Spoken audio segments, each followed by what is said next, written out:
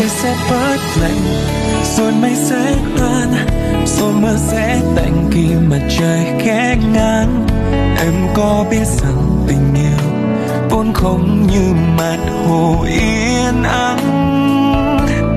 Từng cái vỗ về, từng cái nắm tay, từng cái nhíu mày khi gặp nhiều điều đắng cay, và từng khóc trên vai nhau, rồi cùng ngủ tiếp đi trong yên bình.